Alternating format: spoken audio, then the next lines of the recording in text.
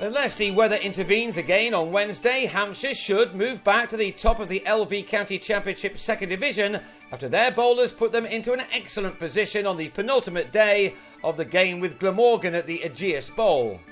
After a delayed start, Hampshire began day 3 trying to add to their first innings score of 330 for 8, which gave them a lead of 106 runs over their opponents.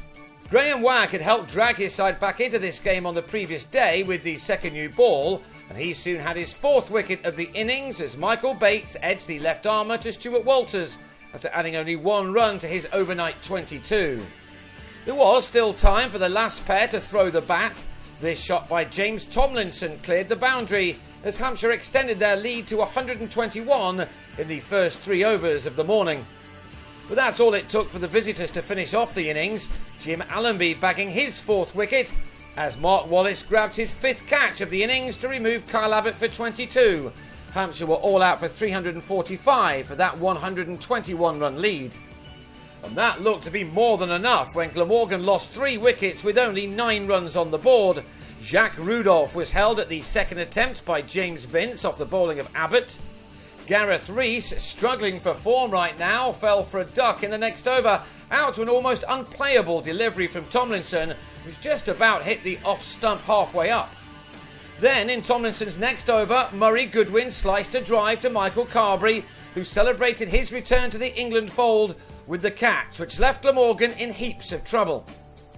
Hampshire have been superb in the field all game long, and their keeper Bates has received some very good notices for his performance. This ranks as one of the best takes you'll ever see. Into the afternoon session, and Glamorgan were once again relying on Will Bragg to get them out of a hole. A week ago he batted for the best part of a day to save a match, and he was going to have to do something similar again now. Unlike a week ago, when crease occupation mattered more than anything else, runs were as important this time, and Bragg didn't miss out on many opportunities to score. For 13 overs he was backed up by Walters as these two reduced the deficit to 61 runs with a crucial stand of 51 for the 4th wicket. Walters though was then out, playing a little away from his body to nick Sean Irvine to Liam Dawson, who claimed his 5th catch of the match to show again that he is one of the best slip fielders in the business. Glamorgan were left with a lot of work still to do, and Bragg and Allenby began to settle in to forge their side's best partnership of the match to date. Both men were up for the fight and kept the home attack at bay for 26 overs. Bragg has turned himself into a very consistent performer and one who does not give his wicket away lightly, while Allenby has proved over the years to be a very valuable middle-order batsman. This was not the first time in his career that he's been called upon to dig his side out of trouble. By his standards, he's made a poor start to the season with the bat, with a top score of just 52 so far. Bragg, on the other hand, made it to his 3rd half-century of the championship summer as this pair batted through until tea, taking their side into the lead in the process.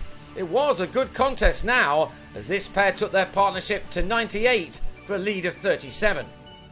The break for tea, though, worked in Hampshire's favour, as Allenby was soon out on the resumption. LBW to Abbott with another ball which perhaps didn't get up as much as the batsman thought it would. Allenby had to go for 47.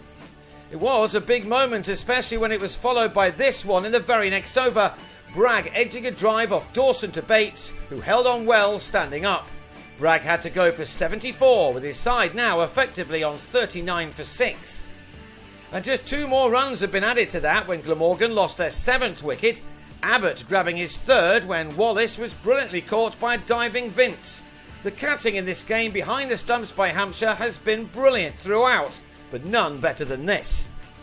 Rain then drove the players off with the visitors on 167 for 7. They would have hoped that that would be it for the day, but they were back on at 6:10, only for Wagg to play a shot off Dawson he won't be too proud of given the match situation. Carberry completed the dismissal with the catch.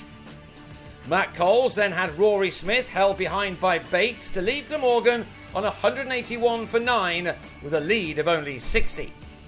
Had it not been for the weather, Hampshire would surely have won this game with a day to spare, but they will still need the last Glamorgan wicket and a handful of runs on the last day, after Dean Kosker and Tom Helm saw out the final few moments of this particular day.